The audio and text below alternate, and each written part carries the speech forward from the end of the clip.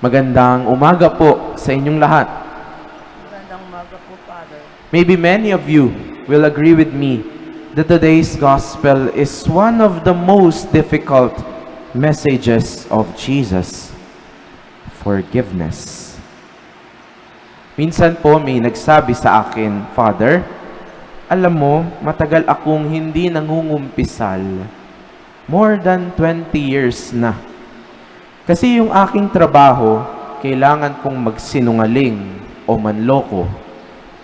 Ayoko naman ng paulit-ulit ako magkukumpisal. Ngayon po, retired na ako. Kaya, pwede na akong mangumpisal.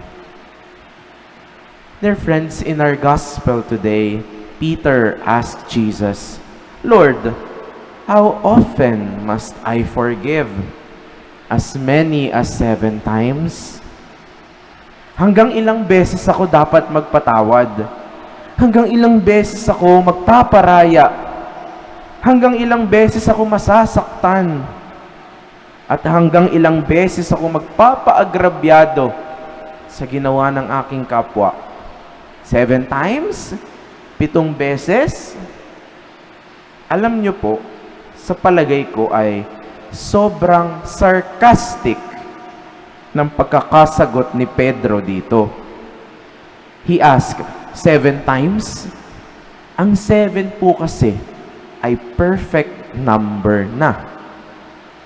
Kaya kung i-rephrase natin, ganito ang tono ni Pedro. Panginoon, hanggang ilang beses ako magpapatawad habang buhay na lang ba? Unli ba? Palagi na lang ba? Bottomless ba ako dapat magpatawad? Lord naman.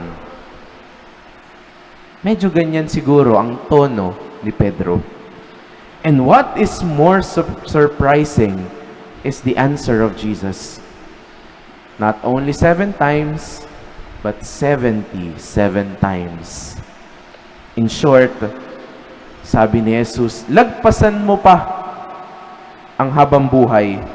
Dagdagan mo pa ang unlimited. Lagyan mo pa ng kaunti ang palagi. At higitan mo pa ang bottomless. Kahit gaano ka-frustrating, kahit gaano kasakit, kahit gaano kahirap, kahit gaanong nakakababa ng pride. Maybe in your minds right now, that is easier said than done. Totoo naman din po, hindi ba? Madali lang po itong sabihin, pero sobrang hirap gawin. And so, I think that our first reading really complements our gospel today. It is about the prayer of Azariah, begging the Lord to be saved, to be redeemed, and be forgiven by God. Kasi alam niyo po, the moment we ourselves experience being forgiven by God and by others, it will be easier for us to forgive as well. Kapag tayo mismo ang maka-experience na patawarin, doon din tayo mas matututong magpatawad ng ating kapwa. Lagi lang naman pong nandyan ang Diyos.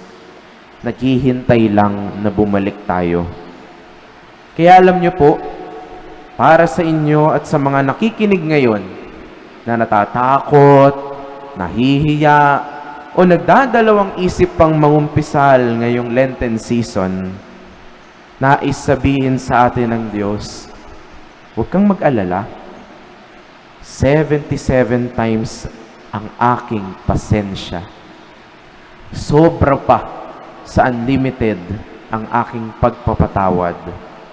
Higit pa sa bottomless at lagpas pa sa walang hanggan. Amen.